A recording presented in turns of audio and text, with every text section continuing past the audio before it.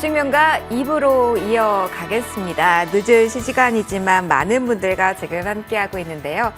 자, 많은 분들이 궁금하실 겁니다. 잘 끝났는데 올해는 어떨까? 계속해서 1부에서도 그랬지만 저희 시장에 대해서 큰 틀 잡아볼 거고요. 내가 가진 종목에 대해서 궁금증, 그리고 어떤 종목을 새롭게 접근해 볼까에 대한 팁도 함께 드리도록 하겠습니다.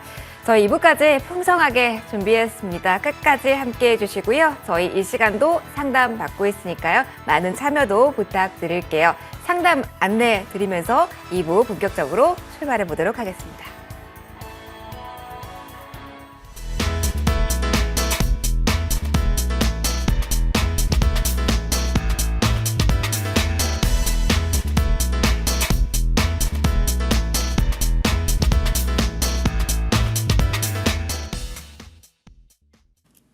이부도 강력한 분들과 함께 할 겁니다. MTNW 김기수, 김도영 위원님과 인사 먼저 나눌게요. 두 분 모두 어서 오십시오. 예, 안녕하십니까. 안녕하세요. 네, 안녕하십니까.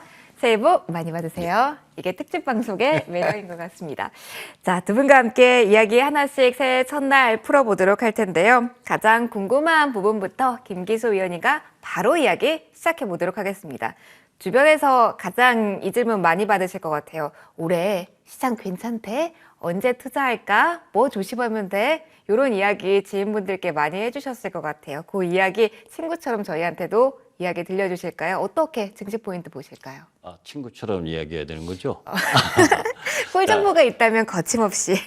뭐 주시장이 항상 매년 겪어오지만 항상 기대가 많은 부분은 또 실망으로 비춰졌던 때가 많고, 또 실망을 하면서 시작한 부분이 오히려 기대를 많이 준 부분이 있죠. 우리가 2024년을 전망하기 전에 2023년을 한번 되돌아보면 실질적으로 3월부터 금리를 인상을 하면서 금리 노이로제가 걸렸죠. 물가 노이로제도 걸렸고, 그런 흐름들이 계속 진행되면서 피곤했었던 부분이지만 시장은 상승을 했고, 그런 흐름 속에서 연초 1월 달에 그 AI 소프트웨어 쪽부터 테마주가 형성이 되고, 2월부터 로봇 테마주와 그리고 2차 전지가 세게 올라갔고, 그러면서 5, 6월 달 조정 이후에 7월 달에 7월 26일 날 2차 전지에 고점이 발생을 하면서 코스닥 지수가 조정을 본격적으로 받고, 그런 가운데에서 10월 말 세상이 끝나는 것처럼 지수가 또 별 볼 일 없다가 11월 FOMC 회의를 기점으로 해서 글로벌 시장의 상승 흐름, 그리고 우리 시장도 연말 금리 인하 기대감을 일정 정도 받는 섹터 부분들이 상승하는 흐름, 이런 부분이 진행됐습니다. 그 와중에 가장 핵심은 중국이 15% 이상 홍콩과 함께 떨어지면서 시장이 하락한 부분이죠. 자, 거기서 우리가 봐야 될 부분들은 2022년이 글로벌 공급망에서 중국의 탈공급망, 그러면서 우리 프렌드 쇼어링이라고 하는 부분, 그래서 우리 시장을 비롯해서 대미와 연관된 섹터 부분들이 많이 상승하는 흐름을 보여줬었던 부분이죠. 그게 가장 핵심이었다. 그러면 2024년은 화두가 사실은 금리 인하죠. 그런데 금리 인하를 바라보는 관점에서 우리가 두 가지를 바라볼 필요가 있는데, 우리 시청자분들이 금리 인하를 하게 되면 모든 시장이 막 상승만 할 것처럼 그런 흐름들을 보여주는데, 왼쪽 도표에서 한번 살펴보시면 2019년 연착륙 때의 금리 인하 흐름을 제외하고는 대부분 금리 인하, 첫 번째 금리 인하를 하는 경우에 상당히 많은 충격을 받았었습니다. 그러니까 하락 조정을 받았었다는 거죠. 그런데 이제 이번에 기대하는 부분은 금리 인하의 종류가 두 가지가 있습니다. 하나는 금리 인하를 해야 되는 이유가 경기 침체의 이유 때, 그러니까 리세션이다라고 해서 금리 인하를 하는 경우엔 충격이 엄청나게 컸고, 그럴 때는 하락 조정이 코스피 기준 20%가 넘는 경우가 생겼거든요. 그렇다면 이제 우리가 미국의 FOMC 금리 인하 시점을 3월로 볼 거냐, 5월로 볼 거냐, 그 이후로 볼 거냐에 따라서 충격의 시점이 어느 점에 올 것이냐를 예상해 본다면 2월 말 정도냐, 아니면 5월 말, 4, 5월 말 이때 이제 충격이 올 거냐인데, 이번에 우리가 바라보는 부분이 금리 인하가 경기 침체에 의한 금리 인하가 아니라 미국 시장에 있어서 이번 금리 인하는 디스인플레이션, 그러니까 물가 상승의 압력이 낮아지기 때문에 하는 인플레이션, 금리 인하의 경우라고 한다면 2019년처럼 그 폭 자체가 적을 거라고 보는 겁니다. 자, 그러면 우리가 항상 이야기할 때 착륙, 연착륙이든 경착륙이든 착륙인 거죠. 그건 이제 경기가 좀 다소 안 좋아질 수 있다는 걸 미국 시장에서 바라보는 관점이거든요. 그러면 미국 시장이 연착륙을 할 때 중국 시장이 나름대로 반전을 해줘야 글로벌 시장의 안전 흐름을 역할을 할 수가 있는데 사실 연말에 나온 중국의 제조업 지표를 보면 3개월 동안 계속해서 위축 국면을 맞이했고 또 연말에 나온 미국 시장의 시카고 PMI를 봐도 50 이하 하회하는 모습을 보여줬습니다. 그러면 다소 경기 부분에서는 움찔하는 흐름이 전개된다는 거죠. 그런 흐름들로 봤을 때 2024년에도 역시 경기와 연관성이 높은 쪽 라인 부분에 있어서는 반등 시 매도 관점으로 바라보는 것이 낫다라는 부분을 이야기를 하고 그런 가운데에서 2024년은 선거의 해입니다. 그죠? 40개국 이상에서 40억 명 이상의 선거 흐름이 보여지는데 1월 13일 바로 이제 대만의 총통 선거가 있습니다. 이때 이제 친중 성향이냐, 친미 성향이냐 어느 쪽 부분에 있어서 당선되더라도 이 지정학적에 대한 부담 이런 요인들이 발생을 할 수밖에 없고 그리고 가장 큰 부분에 있어서는 4월 달 우리나라 총선이 있고 11월 달 미국의 대통령 선거가 있죠. 그런 와중에 우리 시장만이 내재화되어 있는 그 악재 요인 중에 하나가 프로젝트 파이낸싱과 관련된 부분하고 또 홍콩 H 지수와 연관된 ELS 손실 확정인 부분이 있습니다. 이런 푸른 부분들 속에서 4월 총선 이전에 이 악재가 터질 것이냐 그 확률은 적겠죠. 오히려 총선 이후에 프로젝트 파이낸싱과 관련된 잡음이 좀 더 커질 부분. 그러니까 우리가 시장 조종을 예측을 하게 된다면 2월 말과 4월 중순 이때 부분을 조심하자. 그 외의 부분에 있어서는 나름대로 시장 2024년은 또 성장의 흐름을 맞으면서 섹터가 발전해 나갈 가능성이 높다 이렇게 보고 있습니다. 주의해야 될 시기와 함께 어느 쪽에 대해서는 긍정적인 표를 가지고 있는지 꼽아주셨습니다. 조금 더 섹터에 대한 이야기는 잠시 후 질문을 추가로 이어가도록 하고요. 먼저 김도영 의원님의 뷰도 들어보도록 하겠습니다.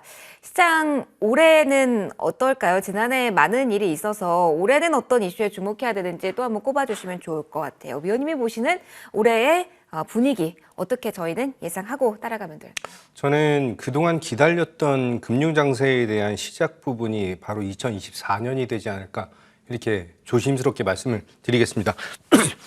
금리 인하가 뭐 3월 달에 이루어진다, 5월 달에 이루어진다, 아니면 3분기에 이루어진다. 이 기간에 대한 것을 예측을 하는 것은 조금 의미가 없다라고 말씀드립니다. 지금 현재 시장에서 메가 트렌드, 빅 트렌드를 보여주고 있는 빅테크 기업들에 대한 성장 흐름은 사실 경기에 대한 부분과 또 금리에 대한 부분과는 전혀 상관없이 지속적인 성장에 대한 흐름을 보여주고 있다라고 하는 점에 주목도를 높이셔야 된다라고 말씀을 드리겠습니다. 특히 이제 우리나라 시장에서 시가총액을 가장 크게 보여주고 있는 삼성전자에 대한 신고가 돌파 그리고 SK하이닉스가 시가총액 2위를 차지했다라고 하는 것에 대한 흐름은 저는 굉장히 고무적인 그런 상황을 보여주고 있다라고 말씀드리겠습니다. 가장 큰 문제가 되고 있는 것은 그게 미국이든 국내든 간에 이제 경기 침체, 경기 둔화에 대한 우려에 대한 것이 계속해서 어필을 하고 시장에 대한 리스크적인 측면으로 다가올 수밖에 없는 것은 그것은 어떻게 보면은 그동안에 대한 유동성 공급이 너무나 크게 나타나서 인플레이션에 대한 압박이 기업에 대한 실적 성장에 조금 저해하는 모습으로 나타나고 있는 그런 구조이다 이렇게 말씀드리겠습니다. 하지만 지금 현재 시점에서 새로운 산업에 대한 동력 포인트가 그 기업들에 대한 실적 개선을 폭발적으로 증가시킬 수 있다라고 하는 점을 감안했을 때는 과거 3년 전, 5년 전에 대한 지수적인 압박에 대한 것보다는 아주 15년 전에 있었던 리만 브라더스 사태에 대한 흐름과 좀 동일하게 살펴봐야 되는 것이 아닌가 이렇게 말씀을 드리겠습니다. 특히 이제 반도체 섹터가 12월 달 작년 22년 대비해서 23년 12월에 대한 수출 데이터를 본다라고 한다면 110억 달러에 대한 수출이 나타나면서 21.8%에 대한 성장을 보여줬다라고 하는 것은 최악의 구간을 지나서 한마디로 주식 시장이 가장 좋아하는 것은 바로 턴어라운드라고 하는 것을 보여주는 것이죠. 적자에서 흑자로 전환하는 그런 매력적인 자리를 보여주고 있는 것이 시장에 대한 흐름에 역행하는 것이 아니라 순응하는 것이다. 이렇게 말씀을 좀 드리고요. 언제나 쉬지 않고 갈 수는 없습니다. 2024년에서도 조정이라고 하는 부분은 당연히 있을 수밖에 없을 것이고요. 이후에 상승에 대한 모습을 지속적으로 나타나면서 고점을 지속적으로 돌파를 해줄 수 있느냐 없느냐, 그 안에 산업에 대한 성장이 나타나느냐에 대한 포인트가 가장 중요하다라고 말씀을 좀 드리고요. 그 안에서 경기 둔화, 경기 침체에 대한 늪을 어떤 산업이 가장 빠르게 회복을 하면서 그런 산업들은 이제 슈퍼사이클에 진입을 하는 그런 산업이기 때문에 그 산업에 대한 주도 포인트를 잡고 대응하시면 2024년 더욱더 금융장세, 한마디로 금융장세는 주식시장의 봄이거든요. 이제 봄에 대한 흐름이 2년에서 3년 정도에 대한 대세 상승에 대한 시장을 기대할 수 있는 그런 시점이지 않을까 이렇게 말씀드리겠습니다. 알겠습니다. 조금 더 자세한 이야기는 잠시 후 추가 질문으로 이어가도록 하고요. 어떤 섹터를 볼지 여기 좀 좁혀가는 과정에 꼭 필요하겠죠. 김기수 위원님께 먼저 추가 질문을 드려보도록 하겠습니다.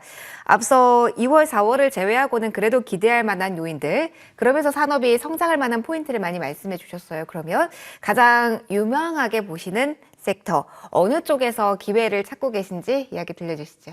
사실 2024년 주목할 업종 테마를 지금 말씀드리면 한 2, 3개월 후면 기억을 못 하실 겁니다. 대부분은.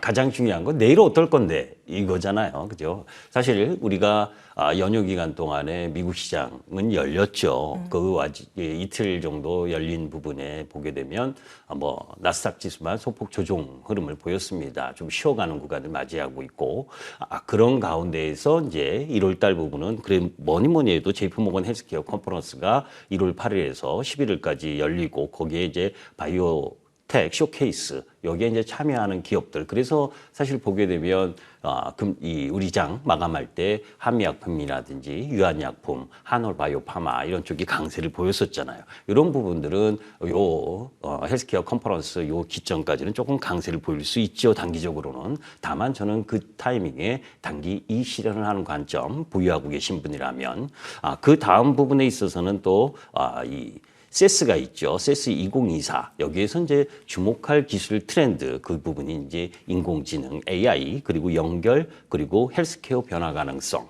그리고 자율주행 UAM 부분이 놓여져 있습니다. AI는 성장의 가장 기본이죠. 그래서 작년부터 시작을 해서 이 의료용 AI라든지 소프트웨어 AI 그게 또 발전을 해서 HBM 그리고 CXL 그리고 또 PIM 이 기술은 계속해서 2024년 화두가 될 겁니다. 다만 그 실적보다 더 빠른 주가 성장을 어떻게 설명을 할 거냐 하는 그 밑받침이 있는 종목으로 선택을 압축을 해야 되는 부분이 놓여져 있죠. 거기에서 이제 가장 제가 좋아하는 부분이 2차 전지, 전기차 부분이라는 건 다 알고 계실 거고 그 와중에 제가 7월 26일 날 그죠? 김기수 돌직구 타임을 통해서 전량 매도도 외쳤었습니다. 이익 실현이죠. 그리고 나서 지금 이 2차 전지와 관련돼서 혼돈된 이야기들이 많이 나오고 있습니다. 조금 전에 도표에서 보신 것처럼 포드나 GM, 테슬라가 일정 정도 전기차 연기에 관련된 잡음이 있고 그죠? 그런 가운데에서 판매 둔화에 대한 속도 조절 이런 이야기도 나오고 있고 거기에 미국 대선 불확실성 트럼프가 되면 어떠니 난리 부르스를 치잖아요. 그래도 한마디로 이야기하면 정치 권력이 변해도 IRA 후퇴가 없다라는 관점에서 바라보실 필요가 있다. 그 부분은 지금 도표에서 보시는 것처럼 전년 동기 대비율 올해 성장률이 좀 다소 낮아졌습니다. 그러나 36% 정도의 성장률을 보여주는 게 전기차 부분입니다. 그 30%대 이상의 성장을 보여주는 섹터가 도대체 어디에 있습니까? 그죠? 그런 부분들 속에서 지금은 혁신 확산 이론 부분으로 바라볼 필요가 있다. 그죠? 캐짐 단계에 놓여져 있고 이 속에서 이제 압축화 과정이 또 필요로 한 겁니다. 어떤 산업이 성장하는 데 있어서 처음에는 도그나 카우나 전부 다 상승을 합니다. 그런 와중에 산업이 성장할수록 핵심 쪽으로 바뀌게 되는 거죠. 작년이 가장 화려했던 부분이 에코프로를 비롯한 양극재가 가장 화려했습니다. 그런 배경 부분에 우리가 놓여지는 상황 속에서 영국과 미국의 전기차 판매 의무 규제라는 것도 여러분들이 살펴보시는 부분. 그게 왜냐하면 전기차를 일정 정도 팔지 못하면 엄청난 벌금 폭탄에 놓인다는 거예요. 그만큼 뭐예요? 전기차로의 전환은 선택이 아닌 필수로 간다는 거고, 그 속에서 이제껏 알려진 부분이 양극재 쪽의 핵심이었다면 이제는 전구체 쪽을 핵심적으로 바라볼 타이밍에 와 있다. 에코프로 머티리얼즈가 상장하고 나서 엄청난 가치가 상승했죠. 사실 양극재는 배터리의 핵심 40%의 원가율을 차지하고 있고 양극재의 비중을 70%를 차지하고 있는 게 전구체입니다. 거기에 우리가 FEOC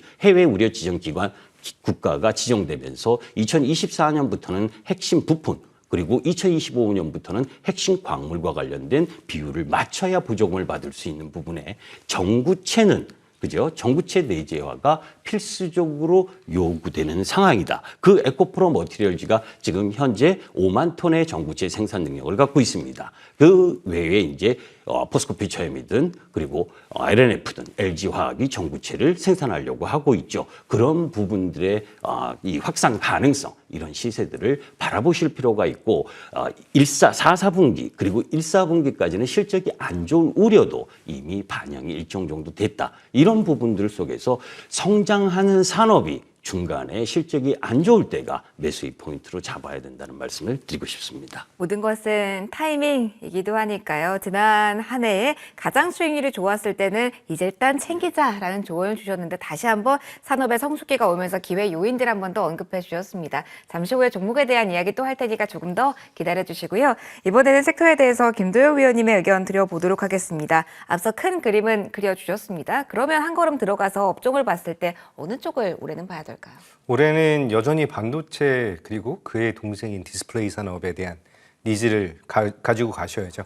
2023년 최악의 구간을 이제 확인한 반도체 산업이 턴어라운드 흑자에 대한 전환 속도를 더욱더 빠르게 높이고 있는데 과거에 대한 흐름과는 전혀 다른 모습을 보여주고 있다. 이렇게 말씀을 드리겠습니다. 자, D램과 낸드 시장에 대한 가격적인 하락 그리고 재고에 대한 감소를 위해서 생산량에 대한 감소까지 나타나는데 새로운 산업이 나타났죠. 새로운 먹거리가 나타난 게 바로 HBM으로 시작한 것이 온디바이스 AI로 연결이 되고 그 이후에 ASIC 자체 칩에 대한 생산 개발까지 나타나고 있는 것은 상당히 고무적이다 이렇게 말씀을 드리겠습니다. 알게 모르게 이 AI 산업에 대한 이 주 포인트가 이 산업에 대한 미치는 영향이 반도체뿐만이 아니라 그의 헬스케어, 한마디로 제약바이오, 그리고 조선, 자동차, 어떤 모든 사회 전반적인 모습으로 지금 전환이 되고 있다라고 말씀드리겠습니다. 자, 앨런 머스크는 이런 얘기를 했어요. 핸드폰 다음에 이제 전 세계 사람들이 하나씩 다 갖고 가게 되는 것은 바로 휴머노이드 로봇이다라고 얘기를 하고 있는데 그것이 바로 AI 산업에 대한 성장 동력을 좀 보여주고 있는 것이 아닌가 이렇게 말씀을 드리겠습니다. 현재 2023년 작년 기준으로 AI 온디바이스 AI에 대한 제품은 한 4,700대 정도가 팔렸는데 2028년 대비했을 때는 연간 83% 정도에 대한 성장성을 보여주고 있는 점, 한마디로 핸드폰만 5억 대가 넘게 팔릴 가능성을 더욱더 크게 보여주고 있다라고 하는 것은 이 산업에 대한 성장 동력의 가장 강력한 전환점이 될 수밖에 없는 그런 모습이다 이렇게 말씀드리겠습니다. 올해 가장 중요한 것은 3C라고 하는 것에 집중도를 높이시기 바라겠습니다. 좀 어려운 용어들이 많이 나오는데 칩넷 기술이라고 하는 한마디로 첫 번째 C이고요. 두 번째는 CXL이라고 하는 요 근래 굉장히 핫했던 그런 테마이죠. 퀄리타스 반도체가 대장에 대한 모습을 보여주는데 CXL에 대한 것이 두 번째. 세 번째는 커스터마이징에 대한 니즈, 한마디로 ASIC 쪽에 대한 니즈를 보여주고 있는 이 산업, 이 세 개에 대한 키포인트가 2024년 특히 상반기에 대한 성장 포인트를 보여줄 것이다. 이렇게 말씀을 드리겠습니다. 현재 시장에서 가장 화두가 되고 있는 것은 사실 HBM 관련된 한미 반도체나 하나 마이크론에 대한 상승이 어디까지 이어질 것에 대한 것인가 이거에 대해서 계속 궁금증을 생각을 하시고 계시고 조금 두려워하시는 분들이 좀 많으실 것 같은데 올해 상반기는 바로 장비 투자에 대한 한 해이다라고 말씀을 좀 드리면서 특히 이제 그 어드밴스드 패키징에 대한 기술 이것이 CXL이든 HBM이든 ASIC든 모든 기술에 모든 반도체 기술에 거의 그 베이직적으로 들어가면 기초적으로 들어가면서 한 단계 레벨업에 대한 모습을 보여줄 수밖에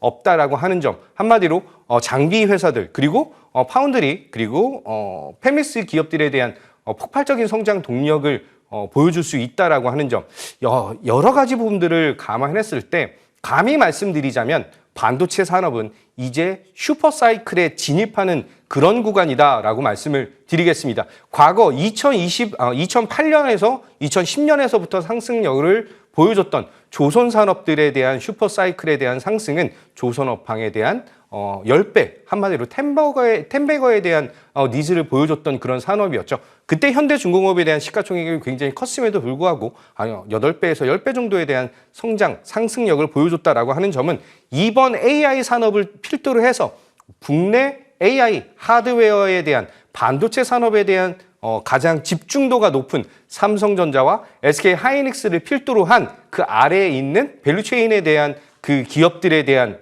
실적 개선 그리고 상승에 대한 포인트는 지금 굉장히 미미한 상승이고 이후에 대해서는 슈퍼 사이클을 통해서 가히 텐베거를 노릴 수 있는 그 정도에 대한 모습으로 다가올 수가 있다. 이렇게 말씀드리겠습니다.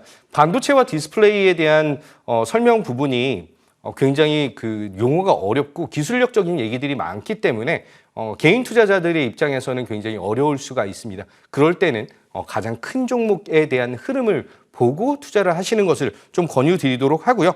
가장 국내 시장에서 국내 시장 안에서만에 대한 그 경쟁력을 보시지 마시고 글로벌적으로 국내 기업들이 어느 분야에서 더욱더 경쟁력을 보여주느냐에 대한 포인트로 그 약간 집중도를 높이셔야 되는 것이 아닌가 이렇게 말씀드리겠습니다.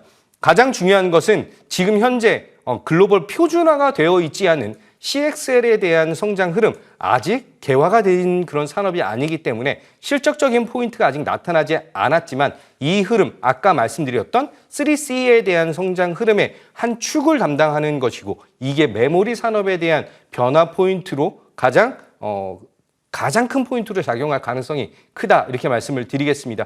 두 번째는 사실 반도체 기술에 대해서 좀 변형을 해서 그 성장성을 보여주고 있는 디스플레이 산업, AI 온디바이스 AI에 대한 성장 동력이 국내 산업에서 두 번째 산업인 디스플레이 산업에 대한 성장 동력으로 전환하고 있다 이렇게 말씀을 드리겠습니다.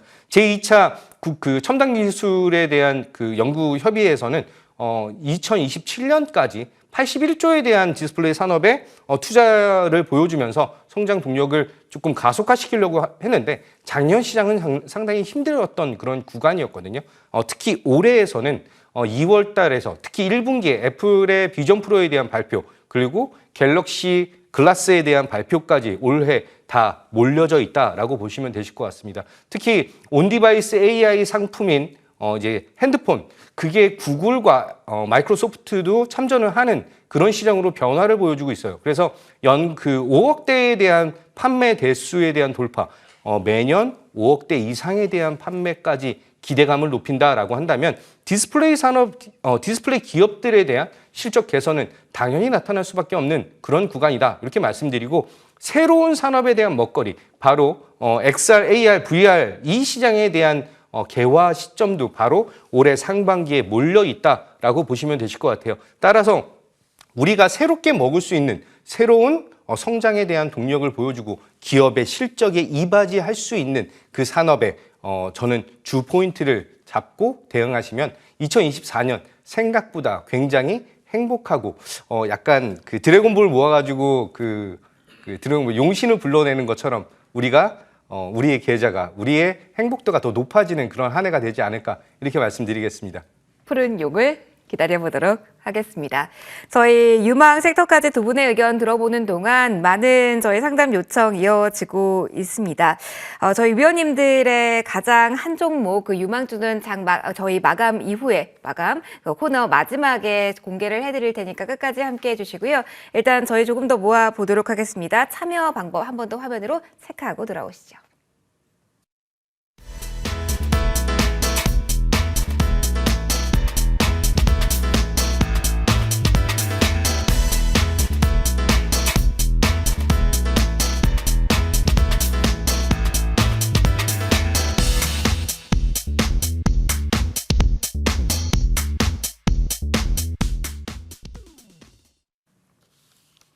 네, 종목 상담 본격적으로 시작해 보도록 하겠습니다. 첫 번째 상담은 전화로 지금 준비하고 계시네요.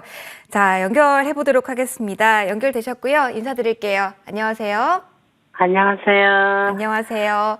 왜 이렇게 힘이 건강하세요. 없으세요? 건강하세요. 네, 새해 복 많이 감사합니다. 받으시고요. 네. 오늘 고민이 있으셔서 전화 주셨을 걸로 생각이 아유, 그럼요. 됩니다. 마음이 네. 좀 무겁습니다. 힘을 더 내셨으면 좋겠습니다. 일단 종목 받고 풀어가 보도록 할게요. 어떤 네. 종목, 매수가, 비중 알려주실까요? LG생활건강이요. 네. 150만 원에 15%. 15% 비중으로 가지고 계시고 한 3년 넘은 것 같아요. 정말 오래 보유하고 계셨네요. 네. 올해 첫날 저희한테 전화 주셨으니까 어떻게 하면 조금 더 잘 돌파해 나갈 수 있을지 네. 같이 고민해 봐요. 시청자님 혹시 손절도 조금 생각을 하고 계실까요? 아니면은 기다림의 시간은 괜찮다. 손절을 조금 시기가 너무 늦어서 네. 그래서 못하고 한 100몇십만 원 할 때까지 그 손절을 할까 했었어요. 근데 그걸 또 어떻게 올라가겠지 하고 기다리다 보니까 이렇게 돼버렸어요. 김기수 위원님, 예. 위원님의 조언이 필요합니다. 네. 아주 반가운 얘기 좀 들었으면 좋겠어요. 저희 위원님과 이야기 네. 나눠보세요, 시청자님. 그러니까 종목 상담을 하다 보면 우리가 네. 이제 고점에서 너무 많이 밀리면 사실 저도 답변하기가 참 쉽지가 않습니다. 이 LG 생활건강이 어떤 회사인지는 아시죠? 네, 화장품. 예, 화장품이죠. 그러면 네. 그 화장품이 제가 아주 주가가 너무 내려서 마음이 아파서 네, 이야기를 못 아프시니까 하겠는데 저는 저희 이런 좀 이야기를 그냥, 하고 싶어요. 네, 아주 따끔하게 말씀해 주세요. 화장품이 이전에는 사실 우리가 네. 프랑스가 가장 유명했었잖아요. 그리고 일본이 유명했고 그다음에 이제 네. 우리나라가 중국의 소비의 기간 그래서 2016년에서 2020년 요때 가장 세게 올랐었거든요. 네, 네. 예, 화장품이 아까 우리 김도영 전문가님 말씀하신 것처럼 뭐 HBM이든 또 2차 전지, 전기차든 이런 성장 산업이었었던 구간은 2016년에서 2020년이었다는 겁니다. 네. 중국의 특수를 맞이해서. 네. 그런데 그 이후부터는 꺾인 거예요. 근데 네. 2021년에 사신 것 같아요. 150만 원 네, 그렇게 정도면. 됐어요. 네. 우리가 장기 투자는 답이 아닙니다. 장기 투자가 답일 경우에는 그 산업이 계속 성장을 이뤄나갈 때예요. 중국의 로컬 기업이 화장품 기술 다 따라왔습니다. 그리고 중국의 위기잖아요, 지금은.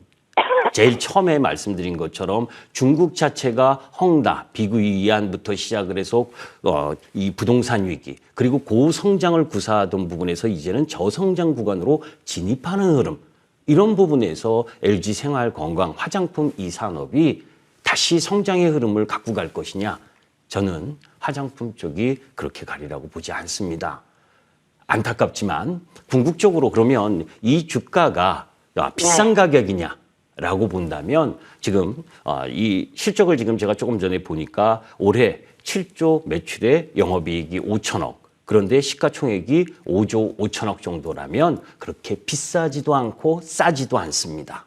네. 주가는 누군가 싸야, 그죠? 싸야 펀더멘탈이 싸든 앞으로의 성장성이 높은 기업이어서 더 높은 가격에 사줄 수 있는 주식이어야 올라갈 수가 있는 거잖아요. 그렇죠. 예.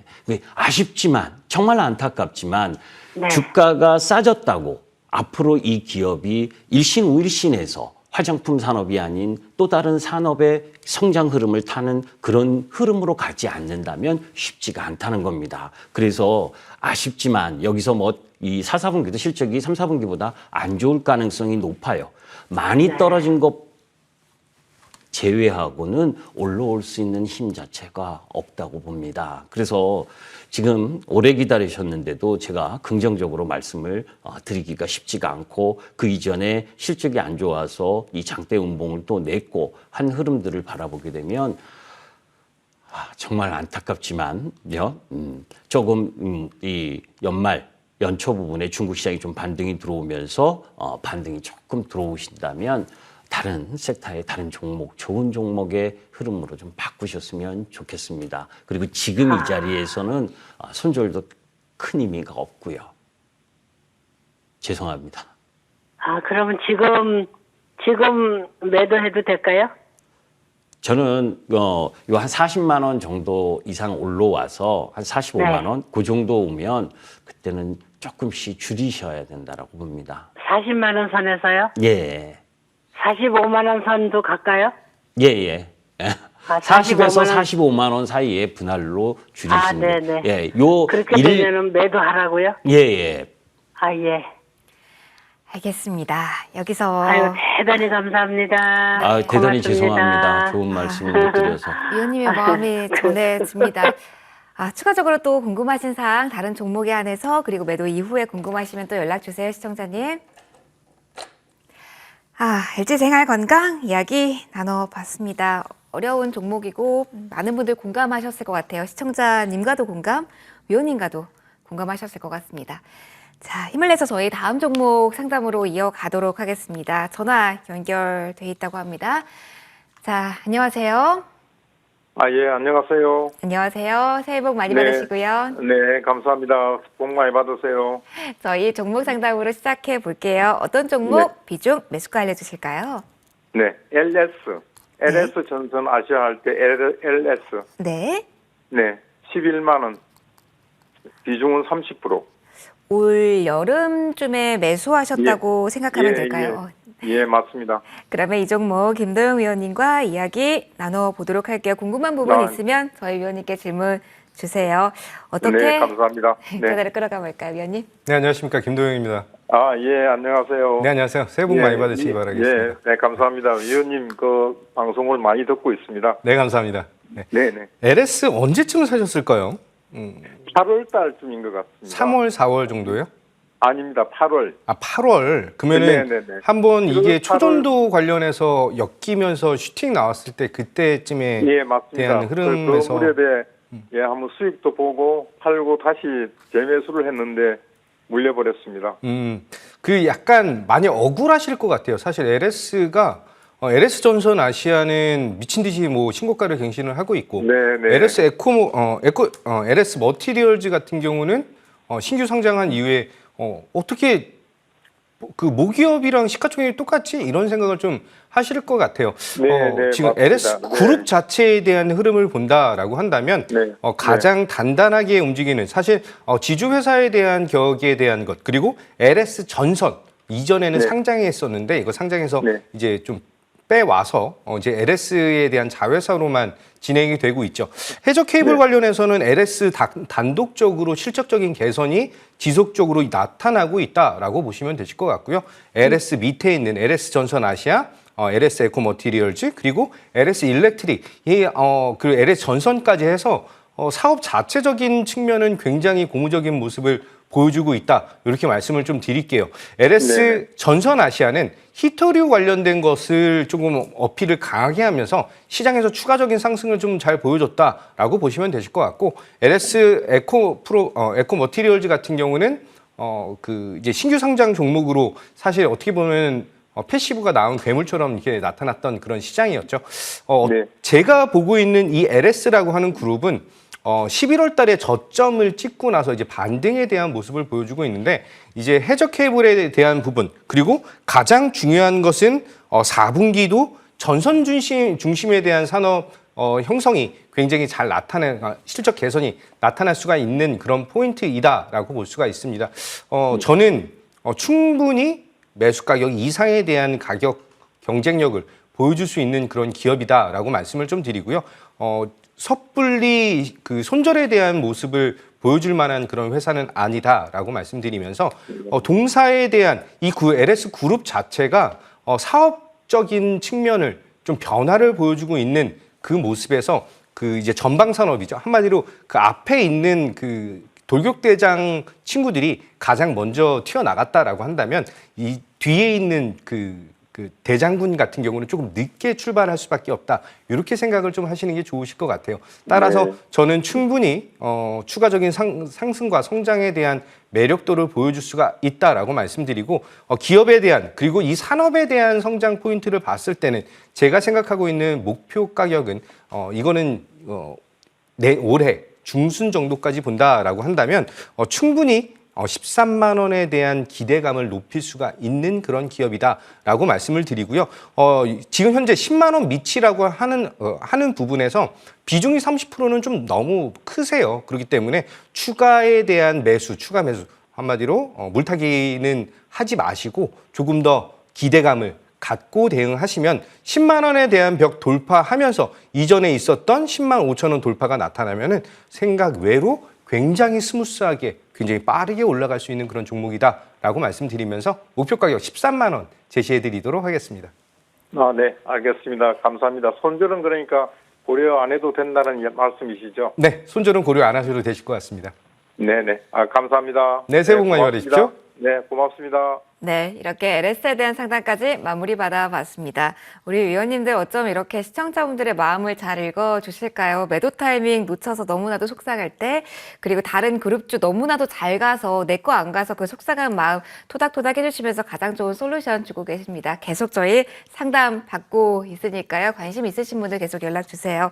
저 일단 문자로 이어나갈 겁니다. 문자 뒷번호 6483님이 보내주신 종목 살펴보겠습니다. 김기수 위원님과 이 종목 진행해 볼게요. 네이버고요. 22만 5,500원, 비중이 29%입니다. 어떤 시기에 매수하셨는지도 관건이 되긴 하겠지만 요즘 네이버 많이 빠진 종목 대형주 가운데 관심이 높잖아요. 포인트 한번 제시해 주시죠. 지금 어떻게 볼 수 있을까요? 네, 좀 네이버는 플랫폼 기업인 거 다 아시고 또 AI로 확장성을 가지고 움직이고 있는 그런 이제 산업의 발전 흐름을 갖고 가는 건 맞습니다.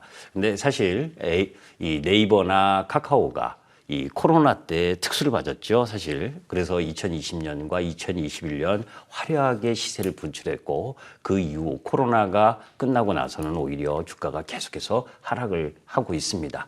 네이버와 카카오의 성장성에 대한 의문이 좀 일정 정도 생긴 거죠. 그런데 이제 카카오 같은 경우에는 자회사를 분사를 하면서 가치가 좀 하락한 부분이 있다면 네이버는 그거와 마찬가지로 조금 덤으로 내려온 부분도 좀 있습니다. 자, 이제 기술적 차트를 한번 보도록 하죠. 사실 플랫폼 관련 기업 부분이 시세를 세게 줬었던 부분이 2020년과 2021년 그리고 하락을 줄기차게 해서 22만 4천 원이 이제 전년도 마감 종가인데 22만 5천 원에 매수하셨으니까 거의 가격이 지금 현재의 가격 정도로 되고 있습니다. 자, 그런데 이제 지금 보게 되면 2022년 말부터 지금껏 그저 이렇게 박스로 비추세 구간을 연출하고 있습니다.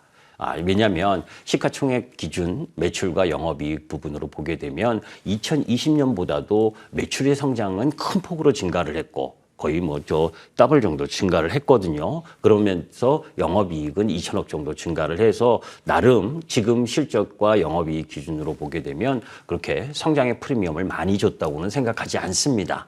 다만 지금 이 비추세 구간을 돌파할 수 있는 에너지를 보여줘야 되는 국면에 놓여져 있는데 그나마 네이버 쪽은 아직 이 고점을 돌파하지 못하고는 있지만 향후에 위로 올라갈 가능성이 높다. 그래서 지금 이 22만 5천 원 라인 부분에서는 좀 시간이 걸리겠지만 이제 35만 원 라인 정도까지는 기다리는 것이 오히려 나은 상황이다. 이렇게 말씀드립니다. 기다리면 성과가 올 수 예. 있는 종목으로 네이버 35만 원으로 목표가 정리하면 될까요? 예. 그렇게 네이버에 대한 상담도 정리하겠습니다. 저희 시간상 하나 더 문자 상담 받아볼 수 있을 것 같습니다. 문자 보내주신 분들 가운데 뒷자리 4080번 이노뎁이라는 종목 신청하신 분 이야기 좀 들어보도록 할게요. 12,800원 그리고 비중 20% 싣고 계십니다. 김도영 의원님, 이노뎁 이 종목 20% 비중이라고 하십니다. 네. 지금 종가 지난해 대비로 했을 때 매수가 살짝 높습니다. 지금 어떻게 보실까요? 9월 달에 슈팅 나왔을 때 매수를 하신 게 아닌가라는 생각이 좀 들고 있습니다. 차트 보면서 좀 말씀을 좀 드리면 이노뎁이 13,000원을 단기적으로 돌파하는 이 구간에서 매수를 하신 것으로 저는 판단이 좀 되거든요. 이후에 이제 차익 실현 매물 소화를 하면서 쭉 눌려 있는 그런 상황인데, 동사 같은 경우는 이제 영상 데이터 처리를 하는 하드웨어랑 소프트웨어를 납품을 하는 그런 기업이다라고 보시면 되실 것 같아요. 어떻게 보면 반도체, 디스플레이 이쪽 산업이 2023년 최악의 구간이었어요. 이제 여기서 전환에 대한 모습을 보여주고 있다라고 하는 점. 그동안 이노뎁이 지속적인 투자를 통해서 스마트 시티에 대한 니즈를 굉장히 강하게 어필을 하고 있는 그런 상황이거든요. 따라서 이제 뭐 네옴시티라든지 이제 네이버 1784 같은 경우에 대한 니즈를 조금 더 잘 보여주게 된다라고 한다면 올해 추가적인 성장에 대한 모멘텀을 좀 기대할 수 있는 그런 종목이지 않을까라고 말씀을 좀 드리고, 약간 리스크적인 측면은 아직 정배열이 형성이 되지 않았다라고 하는 점, 121선과에 대한 전체적인 수렴 모양이 나타나고 있는 그런 구간인데, 주봉상으로 봤을 때는 저점에 대한 모습을 확인을 했다라고 저는 판단을 합니다. 저점을 확인을 하고 이제 여기에서부터 좀 올라갈 수 있는 그런 가능성이 조금 있는 그런 종목이다라고 말씀을 좀 드리면서, 단기적으로 지금 121선에 대한 윗부분에 겨우 안착이 되어 있는 그런 구간이거든요. 이노뎁 같은 경우는 계속해서 차트를 보시면 아시다시피 한 번씩 강한 슈팅이 이렇게 크게 나타납니다. 근데 이제 121선에 대한 저항을 받고 나서 차익 실현, 한마디로 차익 실현 매물을 통해서 다 시세를 다 빼버리는 그런 모습을 좀 보여주고 있는데, 지금은 121선에 대한 위에 있기 때문에 여기서 슈팅이 나와서 이 위에 있는 201선에 대한 저항 그리고 돌파 여부에 대한 것에 좀 집중을 하시고 좀 대응을 하셔라라고 말씀을 드리겠습니다. 조금 안타까운 말씀을 드리지만 12,000원 이상에 대한 슈팅이 나오는 구간에서는 약간 욕심을 좀 버리시고 비중에 대한 축소를 권유드리도록 하겠습니다. 알겠습니다. 어떻게 대응해야 되는지 타이밍 잡아주셨으니까요. 위원님이 잡아주신 포인트 한 번 더 생각해 보시면 좋을 것 같습니다. 저희 이쯤에서 종목 상담은 마무리를 하도록 하고요. 두 분이 유망주로 꼽은 종목에 대한 이야기 바로 이어가도록 하겠습니다. 이 시간이 가장 하이라이트니까 바로 진행을 해보도록 할게요. 먼저 김기수 의원님과 이야기 나눠보도록 하겠습니다. 힌트들은 많이 주시긴 했는데 한 종목이 딱 궁금합니다. 어떤 종목 올해의 유망주로 꼽아서 가져오셨을까요? 예, 아까 이제 말씀드렸었던 산업 섹터 부분에 있어서는 저는 전구체 쪽을 보셔야 된다는 말씀을 드리는데, 아직 4, 4분기 실적에 대한 부분이 있으니까 조금 시간적으로 딜레이를 좀 해놓고 볼 필요가 있고, 아까 CES 2024 이 부분도 말씀을 드렸는데, 거기 이제 오토노머스 비클 이쪽에 이제 수혜를 받는 흐름 부분으로 연관해서 SDV, 그러니까 소프트웨어 디파인드 비클이라고 해서 소프트웨어가 설계 중심이 되는 자동차, 요 무선 업데이트 소프트웨어 요 부분을 이제 중점적으로 봐야 될 부분인데, 국내 유일 소프트웨어 전문 기업이 이 현대 오토에버입니다. 그러니까 이 현대 오토에버를 보게 되면 현대 오토에버가 예. 오늘의 종목이셨군요. 네. 종목명이 공개가 안 돼서 아유 조마조마 그러니까 어떤 종목이야 라고 많이 보여주셨을 것 같아요. 현대 오토에버고요. 조금 더 풀어주신다면요. 예. 사실 작년에도 제가 이제 현대 오토에버를 2월 4일 날 이 자리에서 말씀을 드렸었는데, 그때보다 그때 가격이 10만 원이었었는데 지금은 20만 원으로 한 단계 레벨업이 됐습니다.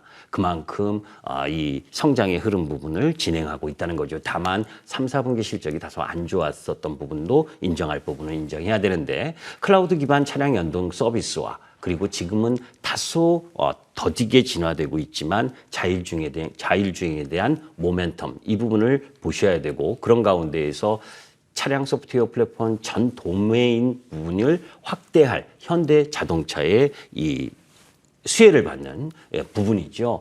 사실 가장 핵심 부분은 우리가 미래 모빌리티 전략 내에서의 현대 오토에버의 전략적 위치, 이 특수한 기업 부분을 평가하는 건 뒤로 하더라도, 사실 현대 오토에버가 지금 현재 2023년까지 10개 차종 정도의 미래 모빌리진이 들어가 있어요. 그런데 2025년에는 50개 차종으로 늘어납니다. 그러니까 매출의 성장 부분이나 실적의 성장 부분이 나타나 있다는 거죠. 그 부분을 여러분들이 염두에 두고 지금은 다소 가격이 올라간 부분이기 때문에 올라갈 때보다는 눌림목을 주는 자리, 이때가 참 좋은 자리라고 바라보시면서 접근하는 것이 필요하고 기술적 흐름 한 번만 잠깐 보도록 하겠습니다. 네. 지금 전년도에 많이 올라왔고 나서 3, 4분기 실적 때문에 좀 움츠름칠 거렸습니다. 이 차트 한 번만 보시면 그렇게 이제 조정을 받고 다시 위치로 들어왔거든요. 그래서 지금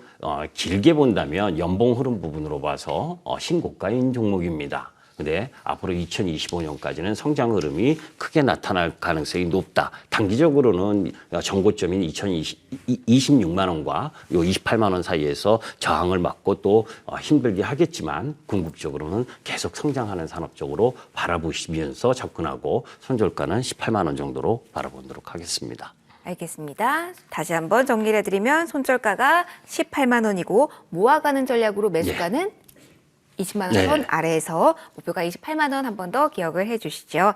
자, 김도영 어드바이저의 이야기도 들어보도록 하겠습니다. 앞서 유망 섹터에서는 반도체 디스플레이 이야기를 해주셨거든요. 네. 어떤 종목 가져오셨을까요? 두 가지를 다 하는 그런 회사죠. 네. FN, 에스테크 말씀드리도록 하겠습니다. 12월 1일에 급등에 대한 모습이 좀 나타나서 이거 슈팅이 나온 거 아니야? 라는 생각을 좀 가실 수가 있습니다. 디스플레이 부분에서는 시각 장비에 대한 것을 하고요. 이제 반도체 부분에서는 CMP 패드라고 하는 것을 진행을 하고 있습니다.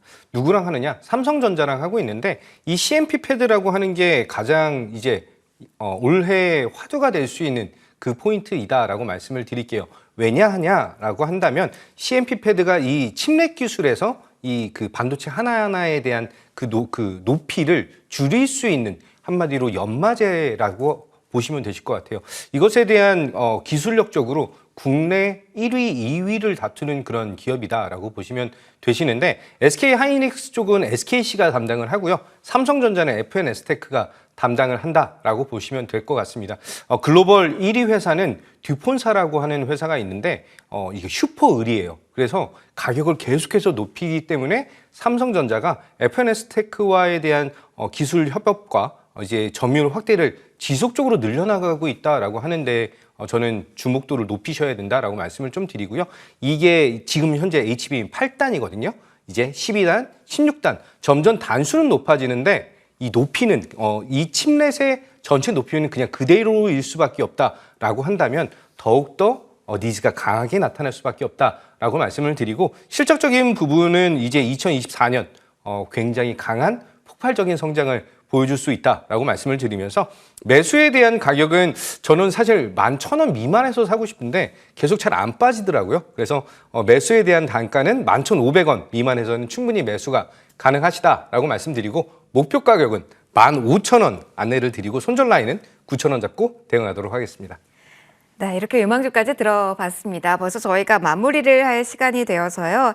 두 분 그냥 이대로 보내드릴 순 없다. 더 이야기 듣고 싶다 하시는 분 계실 것 같아서 MTN밴드 들어오시면 10시부터 두 분의 무료 공개방송 시작될 예정입니다. 어떤 이야기 들을지 살짝만 빠르게 안내드리고 저희 마무리할게요. 김기수 의원님 10시부터 무료 공개방송 어떤 포인트 제시해 주실까요? 제일 중요한 건 이제 주말 동안 연휴 기간 동안에 1월 달 전략과 전술 그리고 섹터 내에서의 종목이 우수한 기업 이런 부분을 알고 싶을 겁니다. 그 부분과 관련된 이야기를 하도록 하겠습니다. 포인트 그렇게 짚어주신다고 합니다. 관심 있으신 분들 10시 잠시 후 시작을 합니다. 김도영 의원님의 무료 공개 방송도 잠시 후 같은 시간 시작합니다. 어떤 이야기 계획하고 계실까요? 이제 슈퍼사이클 말씀을 좀 드렸으니까 네. 그 안에서는 텐베거를 노릴 수 있는 정말 단단한 기업으로 한번 승부를 보자 이렇게 말씀을 드리면서 궁금하신 분들 그리고 반도체 섹터에 대한 성장 흐름, 디스플레이 산업에 대한 성장 흐름 좀 더 자세하게 설명드리도록 하겠습니다. 많은 시청 바라겠습니다.